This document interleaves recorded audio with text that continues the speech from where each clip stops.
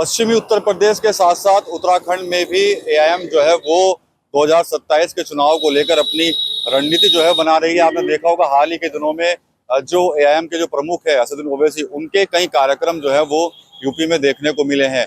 अभी उन्होंने बिजनौर कार्यक्रम था, उसके बाद अब जानकारी मिल रही है कि सहारनपुर और मुरादाबाद में भी कार्यक्रम जो है वो होने जा रहे हैं। ओवैसी जो है वो आएंगे और उनका बड़ा कार्यक्रम जो है वो यहाँ पर होगा। इसके अलावा उत्तराखंड में भी लगातार जो है पार्टी 2027 के चुनाव की तैयारी में जुटी हुई है।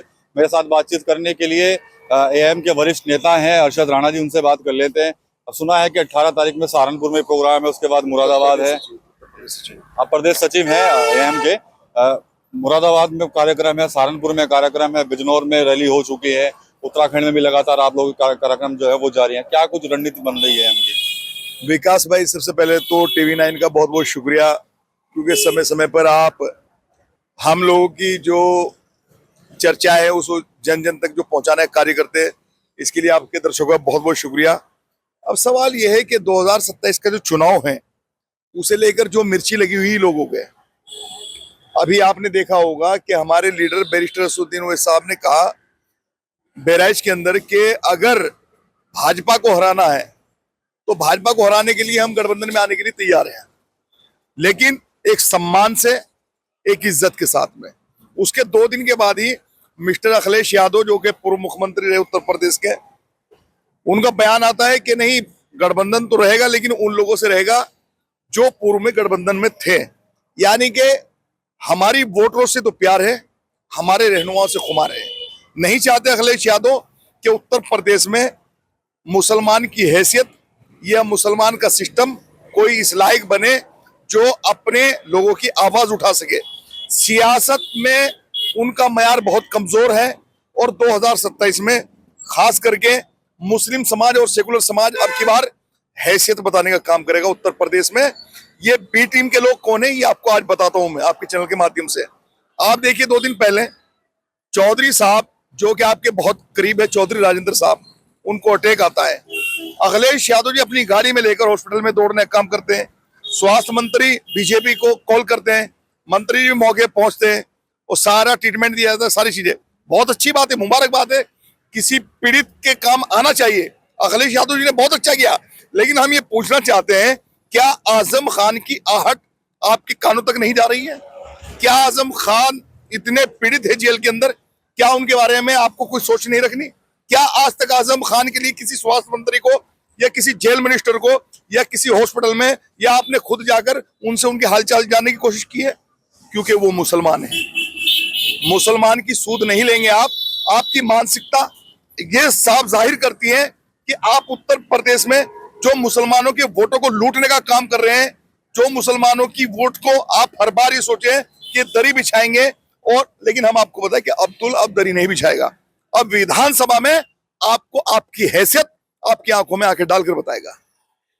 ये तो आप काफी पहले भी आपने बोला था, अखिलेश यादव पहले भी हमलावर दिखे थे। ये बताइए कि गठबंधन की अगर बात करिए तो क्या बात चल रही है पार्टी किसी और दल के साथ जाने की? कुछ कर रहे हैं आप लोग प्लानिंग? कुछ नहीं, हम चाहते हैं जो भी पार्टी बीजेपी को हटाने के लिए उत्तर प्रदेश में अगर आगे आती है तो हम हाथ मिलाने के लिए तैयार है, हमें कोई दिक्कत नहीं। हमारे नेताओं ने कह दिया है, चाहे भाई कोई भी हो, लेकिन सवाल इस बात का है कि बीजेपी को हटाने की तुम्हारी मानसिकता है ही नहीं है। तुम्हारी मानसिकता है मुसलमान को हटाओ और प्रदेश को आग में धकेलो, इबादत गांव पर बुलडोजर चलवाओ और खड़े होकर तमाशा देखो। क्या अभी हमने पीछे कहा था कि आपके जो अवधेश प्रसाद हैं, क्या अखिलेश यादव जी बहुत भव्य मंदिर बनाने जा रहे हैं जिसको लोग दूर दूर से देखने आएंगे। बड़ी अच्छी बात है, मुबारक बात है, पूजा स्थल बनानी चाहिए, इबादत गाह बनानी चाहिए। लेकिन उत्तर प्रदेश में जहां मुसलमानों की इबादत गाहों पर रात दिन बुलडोजर चल रहा है, क्या उत्तर प्रदेश में मिस्टर अखिलेश यादव मुसलमान के जख्म पे मरहम का काम करेंगे? एक भव्य मस्जिद बनवाकर दे सकते, एक मस्जिद बनवाकर। जब आप मुसलमानों के लिए इतना नहीं कर सकते, मोदी जी कहते हैं संसद में कि जब जब अखिलेश यादव जी मेरी जरूरत होती है तो अखिलेश यादव मेरी मदद करते रहते हैं। पूर्व में आपने देखा होगा कि जिस वक्त मुलायम सिंह यादव जी थे, उस वक्त कहा था कि मैं दूसरी बार भी आपको प्रधानमंत्री के रूप में देखना चाहता हूं। तो बीजेपी की बी टीम कौन है, मुझे बताइए विकास भाई आप।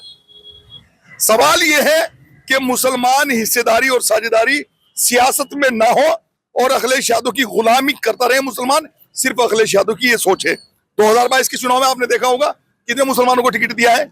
मुजफ्फरनगर में 6 सीटें हैं, आपने देखा होगा एक भी मुसलमान को टिकट देने का काम अखिलेश यादव ने नहीं किया था। और हमने कहा है कि मिस्टर अखिलेश यादव, जिस तरीके से आपने रणनीति अपनाई है और जिस तरीके से तुमने मुसलमानों की सियासत में हिस्सेदारी खत्म करने का काम किया है, इंशाअल्लाह ताला ये कौम के लोग आपको 2027 में जवाब जरूर देंगे। कांग्रेस के साथ भी कोई बातचीत चल रही है क्या? कांग्रेस में देखिए, मैं बताऊं आपको, लगता है मुझे कि इमरान भाई के जो बयान आ रहे हैं उनसे कहीं ना कहीं दिल नरम दिखाई दे रहा है। हमारे बैरिस्टर साहब ने भी कहा है कि इमरान मसूद जो हमारे छोटे भाई हैं, लेकिन मैं कहूंगा कि इमरान मसूद हमारे बड़े भाई हैं। अच्छा है अगर ऐसी एक पहल करने का जरिया वो बनते हैं और बीजेपी को हटाने के लिए कांग्रेस का और हमारा और बीएसपी का गठबंधन होता है तो बड़ी अच्छी बात है, होना चाहिए। बीएसपी तो लगातार मना कर रही है, गठबंधन में नहीं रहेंगे। देखो ऐसा है ना, ये चुनाव के बाद में ये कहेंगे मम्मी मम्मी चॉकलेट किधर गया, इस तरह इन्होंने बिहार में कहा था।